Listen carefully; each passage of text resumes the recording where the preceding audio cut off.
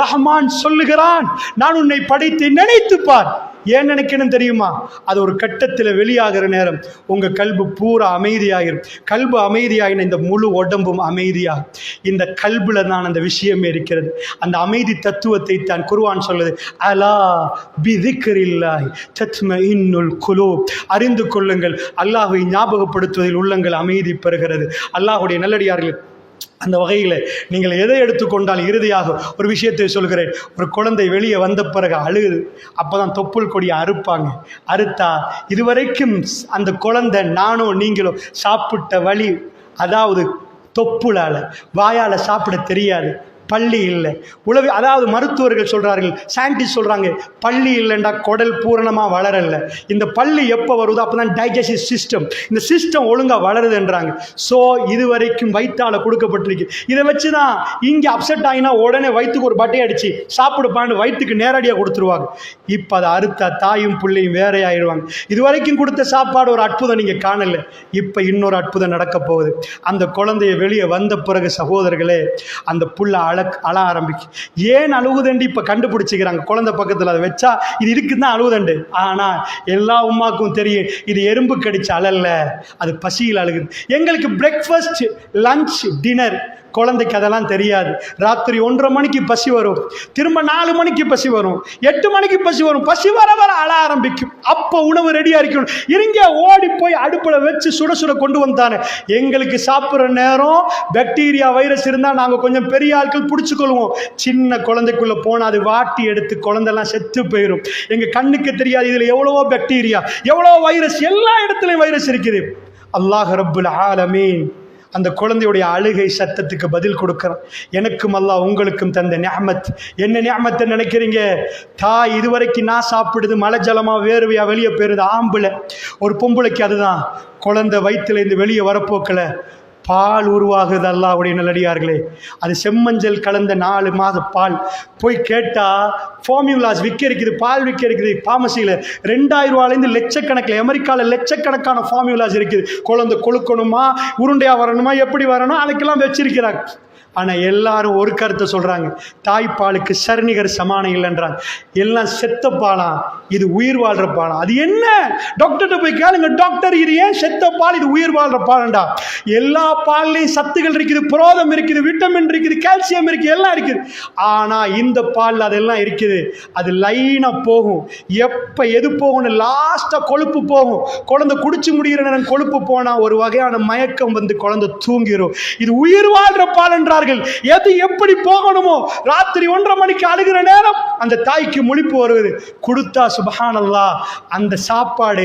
நீங்க பிறந்த குழந்தைக்கு அமெரிக்கன் பிரசிடென்ட் வீட்ல குழந்தை பிறந்தா அதுக்கு போய் லட்டை வச்சுக்கண்டா, அது லட்டை சிந்து உடனே கபரில் தான் கொண்டு போய் போடணும். வேர்ல்ட்ல உள்ள கேக்க போட்டீங்கன்னா அது டைஜஸ்ட் ஆகாது, சோற கொடுக்கலாது. தாய் பால் மாதிரி ஒன்று இல்லை. அல்லாஹ்வுடைய இல்லையாலே இதை உருவாக்கினது நீங்களா நானா?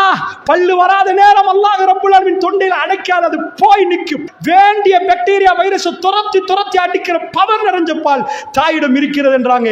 தாய்க்கே தெரியாது அதுல என்ன மூலகங்கள் கலந்திருக்கிறது, எப்படி உருவாகுது என்று. அல்லாஹ் கேட்கிறான், வஃபி அன்ஃபுசிக்கும் அஃபலா துப்சிரூன். அஸ்ஸலாமு அலைக்கும் வரஹ்மத்துல்லாஹி வபரகாத்துஹு. அல்ஹம்துலில்லாஹ். எல்லாம் அல்ல அல்லாஹ் ஜல்ல ஷானுஹு வ தஆலாவை போற்றி புகழ்ந்து நபிகள் நாயகம் ஸல்லல்லாஹு அலைஹி வஸல்லம் அவர்கள் மீது ஸலவாத்தும் ஸலாமும் சொல்லி ஆரம்பிச்சோம். அல்லாஹ்வுடைய நல்லடியார்களே, அல்லாஹ் ரப்புல் இஸ்ஸா நமக்கு தந்திருக்கக்கூடிய மிகவுமே அற்புதமான பரிசு இந்த மாதிரி தன்னுடைய நிஅமத்துகளை அல்லாஹ் தந்து. அஃபலா யன்துரூன இலல் இப்லி கைஃப குலிகத். எத்தனை தடவைகள் ஹுத்துபாவில், அதை ஜும்மாவுடைய தினத்தில் இந்த ஆயத்தை கேட்டிருப்பீங்க. நாங்கள் ஒட்டகத்தை எப்படி படைத்தோம்னு அவங்க பார்க்கலையான்னு அல்லாஹ் கேட்குறேன். பார்க்கலையா? அதுக்கு அர்த்தம் என்னண்டா, ஒட்டகத்தை பார்த்துட்டு பசந்தா இருக்குது, கண்ணு நல்லா இருக்குதுன்ற அர்த்தமா? எப்படியா பாலைவனத்தில் இவ்வளவு? அதுக்கு போய் வாயை வச்சா 130 லிட்டரை 10 நிமிஷத்தில் உள்ளே எடுத்துருமா. எங்கே போனாலும் டேங்க் நிறைச்சி, நம்ம எப்படி டேங்க்லேருந்து மோட்டர் போட்டு டேங்க்கில் எடுத்து தண்ணி எடுக்கிறோமோ போகிற வழியில் தண்ணி கிடைக்குமா? சகோதரர்களே, பாலைவனத்தில் பிரயாணம் செய்வதற்கு ஒட்டகம் மட்டும் இல்லைன்றால் அவர்கள் செத்து மடிந்திருப்பார்கள் அந்த காலத்தில். இன்றைக்கு நிறைய வாகனம் இருக்குது. அல்லாஹ் கேட்கிறான், அஃபலா யன்துரூன இலல் இப்லி கைஃப குலிகத். ஒட்டகம் எவ்வாறு படைக்கப்பட்டதுன்னு பார்க்கலையா? வஃபி அன்ஃபுசிக்கும், உனக்குள்ளே வச்சிருக்கிறேனப்பா, அஃபலா துப்சிரூன், பார்க்க மாட்டியா? ஏன் அல்லாஹ் ஒருவரை குருடராக படைச்சான்? ஏன் அல்லாஹ் ஒருவருக்கு கிட்னியில் பிரச்சனையை உண்டாக்கினான்டா, அப்போ தான் அதை விரைச்சி பார்க்குற நேரம் கண்ணால் மாலை மாலையாக கண்ணீர் ஓடும். அது உலகத்துக்கு படித்து கொடுக்கப்படும். ஏப்பா இது இவ்வளோ அற்புதமாக படைக்கப்பட்டிருக்குப்பா, இது மனித குலத்தில் யாரும் படைக்கலப்பா, எங்களை படைத்த இறைவன் இவ்வளோ அறிவாளி என்ற சிந்தனை நமக்குள்ளே வர ஆரம்பிக்கும். இறுதியாக ஒரு விஷயத்தை சொல்லி முடிக்கிறேன். ஏன்றால் நான் வந்த விஷயத்தை உங்களுக்கு சொல்வதற்குரிய நேரம் இப்பொழுது இல்லை. இன்ஷா அல்லாஹ் இன்றைக்கு மாலையில் நேரம் இருந்தால் அதை பார்ப்போம். அல்லாஹ்வுடைய நல்லடியார்களே, அதாவது இந்த கல்பு எப்படி அமைதி பெறுகிறது என்ற அந்த விஷயத்தை நான் சொல்வதற்கு ஹுத்துபா இடம் தரவில்லை. ஆனால் ஒரு விடயத்தை மட்டும் நான் சொல்லி முடிக்கிறேன். அல்லாஹ்வுடைய நல்லடியார்களே, இன்றைக்கு நிறைய ஊர்களில் உள்ள பிரச்சனை கிட்னி ப்ராப்ளம். இன்றைக்கு அதாவது நம்முடைய நாட்டிலே கிட்னி அடிபட்டு போகிறது சகோதரர்களே. அதனால் நீங்கள் கிட்னி ஆஸ்பத்திரிக்கு போயிருப்பீங்க, ஒரு மெஷினை பார்த்துருப்பீங்க. டாக்டர் சொல்லுவார் லாஸ்ட் மூமெண்ட்டில் டயாலிசிஸ் பண்ணணுன்னுவார்.